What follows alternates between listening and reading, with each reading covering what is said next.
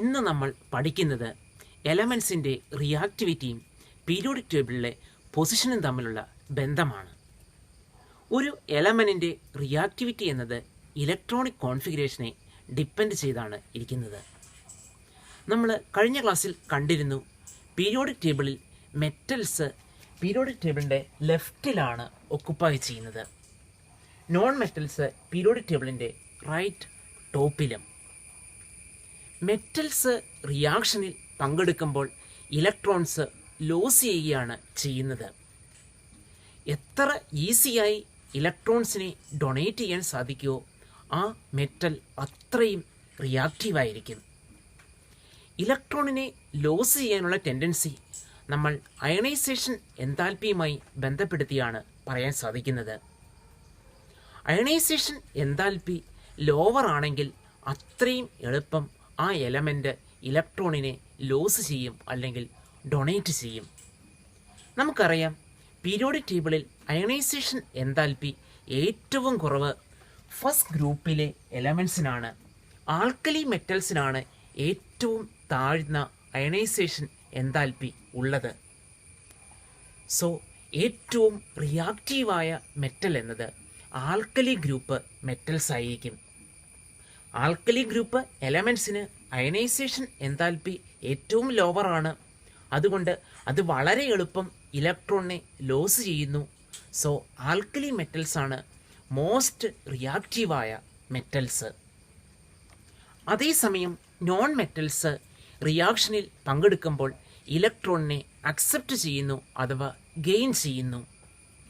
എത്ര എളുപ്പം ഇലക്ട്രോണിനെ ഗെയിൻ ചെയ്യാൻ സാധിക്കുന്നോ അത്രയും റിയാക്റ്റീവായിരിക്കും ആ നോൺ മെറ്റൽ. നമ്മൾ കഴിഞ്ഞ ക്ലാസ്സിൽ കണ്ടിരുന്നു, ഹാലജൻ ഫാമിലി 17th ഗ്രൂപ്പിനാണ് ഏറ്റവും ഉയർന്ന ഇലക്ട്രോൺ ഗെയിൻ എൻതാൽപ്പി ഉള്ളത്. അതുകൊണ്ട് ഹാലജൻസ് ആണ് മോസ്റ്റ് റിയാക്റ്റീവായ നോൺ മെറ്റൽ. ഒന്നുകൂടി ശ്രദ്ധിക്കുക, മെറ്റൽസ് ഇലക്ട്രോൺ ഡൊണേറ്റ് ചെയ്ത് റിയാക്ഷനിൽ പങ്കെടുക്കുന്നു. സോ അയണൈസേഷൻ എൻതാൽപ്പി ഏറ്റവും കുറഞ്ഞ ഫസ്റ്റ് ഗ്രൂപ്പ് എലമെൻറ്റ്സ് ആണ് മോസ്റ്റ് റിയാക്റ്റീവ് മെറ്റൽ.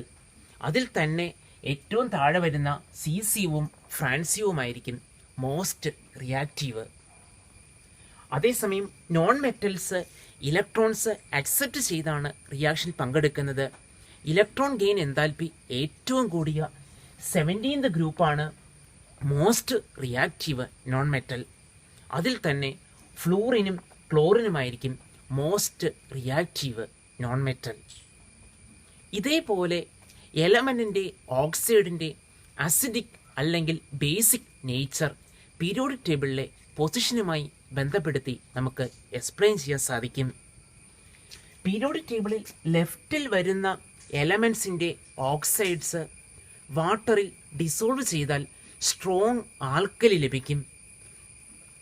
ഉദാഹരണമായി സോഡിയത്തിൻ്റെ ഓക്സൈഡ് Na2O അത് വാട്ടറിൽ ഡിസോൾവ് ചെയ്താൽ സ്ട്രോങ് ആൽക്കലിയായ NaOH ലഭിക്കുന്നു. അതിനാൽ പീരിയോഡിക് ടേബിളിൽ ലെഫ്റ്റിൽ വരുന്ന എലമെൻസിൻ്റെ ഓക്സൈഡ്സിന് ബേസിക് നേച്ചറാണ് എന്ന് നമുക്ക് പറയാൻ സാധിക്കും. ഉദാഹരണമായി sodium oxide it is basic in nature. അതേസമയം റൈറ്റിൽ വരുന്ന എലമെൻസിൻ്റെ ഓക്സൈഡ്സ് വാട്ടറിൽ ഡിസോൾവ് ചെയ്താൽ ആസിഡാണ് ലഭിക്കുന്നത്. ഉദാഹരണമായി ക്ലോറിൻ്റെ ഓക്സൈഡ് Cl2O7 വാട്ടറിൽ ഡിസോൾവ് ചെയ്താൽ സ്ട്രോങ് ആസിഡായ HClO4 ലഭിക്കുന്നു. സോ പീരിയോഡിക് ടേബിളിൽ റൈറ്റിൽ വരുന്ന 17th 16th ഗ്രൂപ്പിലെ എലമെൻസിൻ്റെ ഓക്സൈഡ്സ് അസിഡിക് ആയിരിക്കും. അതേസമയം മിഡിലിൽ വരുന്ന എലമെൻറ്റ്സ് നമ്മൾ തൽക്കാലം ഡി ബ്ലോക്ക് ഒഴിവാക്കുന്നു. മിഡിലിൽ വരുന്ന 13th 14th ഗ്രൂപ്പിലെ എലമെൻസിൻ്റെ ഓക്സൈഡ്സ് ന്യൂട്രലോ അതല്ലെങ്കിൽ അംഫോട്ടറിക്കോ ആയിരിക്കും. ഉദാഹരണമായി 13th ഗ്രൂപ്പിലെ അലുമിനിയത്തിൻ്റെ ഓക്സൈഡ് Al2O3 ഇത് അംഫോട്ടറിക്കാണ്. അംഫോട്ടറിക് എന്നാൽ അതിന് ആസിഡായും ബേസായും ആക്ട് ചെയ്യാൻ കഴിവുണ്ട്. സോ അലുമിനിയത്തിൻ്റെ ഓക്സൈഡ് അംഫോട്ടറിക്കാണ്. എന്നാൽ കാർബണിൻ്റെയും നൈട്രജൻ്റെയും നോർമൽ ഓക്സൈഡ്സ് ന്യൂട്രൽ ആയിരിക്കും. കാർബൺ മോണോക്സൈഡും നൈട്രിക് ഓക്സൈഡും ന്യൂട്രലായ ഓക്സൈഡാണ്. സോ ഒരു എലമെൻറ്റിൻ്റെ ഓക്സൈഡ് തന്നാൽ അതിൻ്റെ അസിഡിക് അല്ലെങ്കിൽ ബേസിക് പ്രോപ്പർട്ടി പ്രഡിക്റ്റ് ചെയ്യുന്നതിനായി ആ എലമെൻറ്റിൻ്റെ പീരിയോഡിക് ടേബിളിലെ പൊസിഷനാണ് നമ്മൾ നോക്കേണ്ടത്. പീരിയോഡിക് ടേബിളിൽ ലെഫ്റ്റിൽ വരുന്ന എലമെൻറ്റിൻ്റെ ഓക്സൈഡ്സ് ബേസിക് ആയിരിക്കും. അതേസമയം എക്സ്ട്രീം റൈറ്റിൽ വരുന്ന എലമെൻസിൻ്റെ ഓക്സൈഡ്സ് അസിഡിക് ആയിരിക്കും. അതേസമയം മിഡിലിൽ വരുന്ന എലമെൻസിൻ്റെ ഓക്സൈഡ്സ് ഒന്നുകിൽ ന്യൂട്രലോ അതല്ലെങ്കിൽ അംഫോട്ടറിക്കോ ആയിരിക്കും. അടുത്തതായി നമ്മൾ ശ്രദ്ധിക്കുന്നത് സെക്കൻഡ് പീരിയഡിലെ എലമെൻസിൻ്റെ സം അനോമലസ് പ്രോപ്പർട്ടീസാണ്. സെക്കൻഡ് പീരിയഡിലെ elements lithium, beryllium, boron, carbon, nitrogen, oxygen തുടങ്ങിയവ ആ അതത് ഗ്രൂപ്പിലെ എലമെൻസുമായി പ്രോപ്പർട്ടീസിൽ സം ഡിഫറൻസ് കാണിക്കാറുണ്ട്. അല്ലെങ്കിൽ ആ ഗ്രൂപ്പിലെ റിമൈനിങ് മെമ്പേഴ്സുമായി പ്രോപ്പർട്ടീസിൽ അധികം സിമിലാരിറ്റി ഇല്ല. എന്തുകൊണ്ടാണ് ഇതിങ്ങനെ പ്രോപ്പർട്ടീസിൽ ഡിഫറൻ്റ് ആയിരിക്കുന്നത്? നമ്മളതിനെ anomalous properties of second period elements എന്നാണ് പറയുന്നത്. ഇവിടെ സെക്കൻഡ് പീരിയഡിലെ എലമെൻറ്റ്സ് ലിഥിയം, ബെറിലിയം തുടങ്ങിയവയാണ്. ഈ എലമെൻറ്റ്സിൻ്റെ അറ്റോമിക് സൈസ് ആ ഗ്രൂപ്പിലെ റിമൈനിങ് എലമെൻറ്റ്സുമായി കമ്പയർ ചെയ്യുമ്പോൾ ലോവർ ആയിരിക്കും. സോ ഫസ്റ്റ് റീസൺ, സെക്കൻഡ് പീരിയഡിലെ എലമെൻറ്റ്സ്, അതായത് ഈ ഗ്രൂപ്പിലെ ഫസ്റ്റ് എലമെൻറ്റിൻ്റെ അറ്റോമിക് സൈസ് വളരെ ലോവറാണ്. അതുകൊണ്ട് അത് അനോമലസ് പ്രോപ്പർട്ടി കാണിക്കുന്നു. രണ്ടാമത്തെ കാരണം, ഇതിന് സൈസ് കുറവാണ്. അതുകൊണ്ട് ഇവയുടെ അയോണിൻ്റെ charge to radius ratio high ആയിരിക്കും. ഉദാഹരണമായി ഫസ്റ്റ് ഗ്രൂപ്പിലെ എലമെൻസിൻ്റെ ചാർജ് 1 പോസിറ്റീവാണ്. ആ 1 പോസിറ്റീവിനെ അവയുടെ റേഡിയസുമായി ഡിവൈഡ് ചെയ്യുന്നു. അതിനെയാണ് ചാർജ് ടു റേഡിയസ് റേഷ്യോ എന്ന് പറയുന്നത്. സോ ലിഥിയത്തിൻ്റെ charge to radius ratio remaining എലമെൻസിനേക്കാൾ ഹയർ ആയിരിക്കും. സോ സെക്കൻഡ് റീസൺ, ഫസ്റ്റ് എലമെൻറ്റിൻ്റെ charge to radius ratio higher ആണ്. തേർഡ് റീസൺ, ഈ എലമെൻസിന് റിമൈനിങ് എലമെൻസുമായി കമ്പയർ ചെയ്യുമ്പോൾ ഉയർന്ന അയണൈസേഷൻ എൻതാൽപ്പിയും ഉയർന്ന ഇലക്ട്രോനെഗറ്റിവിറ്റിയും ഉണ്ട്. സോ ഹയർ അയണൈസേഷൻ എൻതാൽപ്പിയും ഹയർ ഇലക്ട്രോനെഗറ്റിവിറ്റിയും ഉള്ളതുകൊണ്ടും ഈ എലമെൻസ് അനോമലസ് പ്രോപ്പർട്ടി കാണിക്കുന്നു. അതുപോലെ നമുക്കറിയാം, സെക്കൻഡ് പീരിയഡിലെ എലമെൻസ് ആണെങ്കിൽ അവിടെ 2s സബ്ഷെല്ലും 2p സബ്ഷെല്ലും മാത്രമാണുള്ളത്. അതേസമയം റിമൈനിങ് എലമെൻസ് അവിടെ D സബ്ഷെല്ല് പോസിബിൾ ആണ്. സോ D സബ്ഷെല്ല് അവൈലബിൾ അല്ലാത്തത് കൊണ്ടും ഇത് അനോമലസ് പ്രോപ്പർട്ടി കാണിക്കുന്നു. എന്തുകൊണ്ടാണ് സെക്കൻഡ് പീരിയഡിലെ എലമെൻസ് അനോമലസ് പ്രോപ്പർട്ടി കാണിക്കുന്നതെന്ന് നമുക്ക് നോക്കാം. ഫസ്റ്റ് റീസൺ, ആ എലമെൻറ്റിന് സ്മോളർ സൈസ് ആയിരിക്കും ആ ഗ്രൂപ്പിലെ റിമൈനിങ് എലമെൻസുമായി കമ്പയർ ചെയ്യുമ്പോൾ. സെക്കൻഡ് റീസൺ, ആ എലമെൻറ്റിന് high charge to radius ratio ഉണ്ടായിരിക്കും. മൂന്നാമത്തെ reason, high ionisation enthalpy and high ഇലക്ട്രോനെഗറ്റിവിറ്റിയാണ്. ആ ഗ്രൂപ്പുകളിലെ ഫസ്റ്റ് എലമെൻറ്റിന് മാത്രം D സബ്ഷെൽ അഥവാ D ഓർബിറ്റൽ അവൈലബിൾ അല്ല. അതുകൊണ്ടും അത് അനോമലസ് പ്രോപ്പർട്ടി കാണിക്കുന്നു. ഈ അനോമലസ് പ്രോപ്പർട്ടിക്ക് ഏതാനും എക്സാമ്പിൾസ് ആണ് നമ്മൾ നോക്കുന്നത്. എക്സാമ്പിൾസ് നമുക്ക് ഇപ്പോൾ പഠിക്കണമെന്ന് നിർബന്ധമില്ല. യൂണിറ്റ് 10, 11 നമ്മൾ വളരെയധികം ഡിസ്കസ് ചെയ്യുന്നുണ്ട്. അന്നേരം പഠിച്ചാലും മതിയാകും. ഇവിടെ ഫസ്റ്റ് ഗ്രൂപ്പിലെ എലമെൻറ്റ്സ് പൊതുവെ അയോണിക് കോമ്പൗണ്ട്സ് ആണ് തരുന്നത്. എന്നാൽ ലിഥിയം മാത്രം കോവാലൻ്റ് കോമ്പൗണ്ട് തരുന്നുണ്ട്. ഫസ്റ്റ് എക്സാമ്പിൾ, ഫസ്റ്റ് ഗ്രൂപ്പിൽ ലിഥിയം മാത്രം കോവാലൻ്റ് കോമ്പൗണ്ട്സ് തരുന്നു. അതേസമയം റിമൈനിങ് എലമെൻറ്റ്സ് അയോണിക് കോമ്പൗണ്ട്സ് ആണ് തരുന്നത്. വേറൊരു എക്സാമ്പിൾ നമുക്കത് പിന്നീട് പഠിക്കാനുണ്ട്. കാർബൺ, നൈട്രജൻ, ഓക്സിജൻ തുടങ്ങിയ എലമെൻറ്റ്സ് അവയുടെ കോമ്പൗണ്ട് ഫോം ചെയ്യുമ്പോൾ അത് റിമൈനിങ് എലമെൻസുമായി കമ്പൈൻ ചെയ്യുമ്പോഴും അത് സ്വയം കൂടിച്ചേർന്ന് കോമ്പൗണ്ട്സ് ഫോം ചെയ്യുമ്പോഴും അവിടെ കെമിക്കൽ ബോണ്ടിൽ ഡബിൾ ബോണ്ട് അല്ലെങ്കിൽ ട്രിപ്പിൾ ബോണ്ടുള്ള കോമ്പൗണ്ട്സ് തരാറുണ്ട്. അതായത് കാർബണും നൈട്രജനും ഓക്സിജനും മൾട്ടിപ്പിൾ ബോണ്ട് റിസൾട്ട് ചെയ്യുന്നു. അതേസമയം ആ ഗ്രൂപ്പുകളിലെ റിമൈനിങ് എലമെൻറ്റ്സ് പൊതുവെ സിംഗിൾ ബോണ്ട് മാത്രമേ തരാറുള്ളൂ. കാർബണും നൈട്രജനും ഓക്സിജനും മൾട്ടിപ്പിൾ ബോണ്ട് തരാനുള്ള കാരണം അവയുടെ സ്മോളർ സൈസാണ് ഉള്ളത് എന്നതാണ്. വേറൊരു എക്സാമ്പിൾ, സെക്കൻഡ് പീരിയഡിലെ എലമെൻസിന് ഒരു സമയം മാക്സിമം 4 ആറ്റംസുമായി ആണ് കമ്പൈൻ ചെയ്യാൻ സാധിക്കുന്നത്. അതായത് അതിൻ്റെ മാക്സിമം കോവാലൻസി 4 ആണ്. അതേസമയം ആ ഗ്രൂപ്പുകളിലെ റിമൈനിങ് എലമെൻസിന് 4-ലധികം ആറ്റംസുമായി കമ്പൈൻ ചെയ്യാൻ സാധിക്കും. അതായത് അവയുടെ കോവാലൻസി 4-ന് അപ്പുറത്തേക്ക് വർദ്ധിപ്പിക്കാനായി സാധിക്കും. ഉദാഹരണമായി 13th ഗ്രൂപ്പിൽ ബോറോൺ എന്ന എലമെൻ്റ് ഫ്ലൂറിനുമായി കൂടിച്ചേരുമ്പോൾ 4 ഫ്ലൂറിൻ ആറ്റവുമായി കൂടിച്ചേർന്ന് BF4 നെഗറ്റീവ് എന്ന ഒരു കോമ്പൗണ്ട് ഫോം ചെയ്യുന്നു. അവിടെ കോവാലൻസി 4 ആണ്. അതേസമയം അലുമിനിയം ഫ്ലൂറിനുമായി കൂടിച്ചേർന്ന് AlF6 3 നെഗറ്റീവ് എന്ന ഒരു കോമ്പൗണ്ട് ഫോം ചെയ്യുന്നു.